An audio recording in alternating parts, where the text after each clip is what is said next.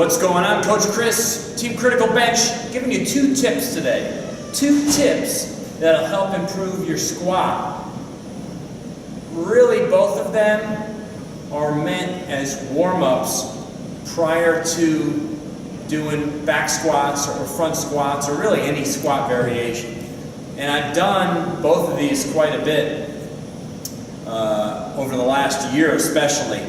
The first movement is a great, I'm always going to say if you take 5 or 10 minutes to walk, bike, skip rope, jumping jacks, anything that elevates the heart rate, elevates the core temperature, and gets you to sweat. That's always a smart thing to do. And it just takes 5 to 8 minutes really to start to heat the body up and start to feel sweat on your forehead. Then you know that your body's about ready to be pushed a little bit, So a movement that my trainer has been having me and Coach A and Coach Westy do at our workouts is a really cool drill to get you to drop down deep with your hips and kind of sit down into that position.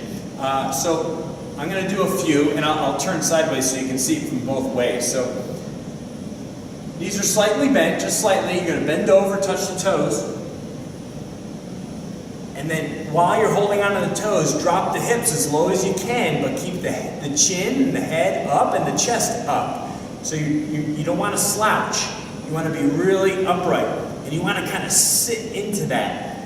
And when you're at the bottom, you could even rock back and forth a little bit. We've talked about prying before. This is pretty much prying right here. But what you do is you can do it 2 ways. You can hold on to the toes and go back up, stretching out the legs, which also now you're getting the hamstrings involved a little bit too. And then drop the hips back down again. Again, keep those feet nice and level. Most of your weight's on your heels, okay, but your feet are flat. And then you can rock a little side to side, all while holding the toes. Now the other variation is you can bring the arms up as good as you can overhead with the thumbs pointing back behind you and stand. Let me show you this from the side. So here I am, good squat width apart. Now another helpful tip to find out a good distance to stand for your squat is to just kind of blindly jump up and down 5 to 10 times. And then where your feet end up after about 5 to 10 jumps is about the width you should take when you're doing traditional squats. Now there's powerlifters out there that are doing real wide stance squats and stuff like that. That's not who I'm talking about right now. For the average Joe, that's about the distance your feet should be. Okay, so this is what it looks like from the side. We bend, we drop the hips, we can rock side to side a little bit, and we can extend it back up, drop it back down,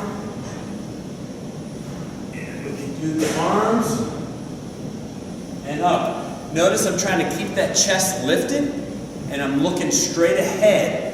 Try not to let the chin drop, because where the eyes go, the body follows. Trust me. Okay, now, the second move, now what I'll do with jump squats, that's my second move, it helps you develop more explosive power.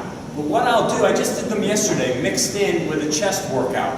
Why? Well, because for me, doing plyometric work like that, plyometrics meaning, it's burst, it's bursts, it's like max effort type stuff, explosive, box jumps, broad jumps, jumping down, jumping back up very quickly. So anything like that would be plyometric based, right? I like to do them because I won't do them on like a squat day or a deadlift day. I'll do them when I'm doing an upper body, but I'll mix it in between sets. So yesterday I did 5 sets at 10 reps, and they looked like this. Drop down deep, jump, jump, jump, jump, jump. Now the great thing about jump squats, for me, is it forces you to focus on a lot of things. You're trying to leave the ground as fast as you can and jump as high as you can. helps you develop more power deep in the squat. The other cool thing is, over time as you get good at them, you can grab extra weight. You hold a dumbbell right here up against your chest and do that same exercise with 25 pounds, 40 pounds, 50 pounds, and so on.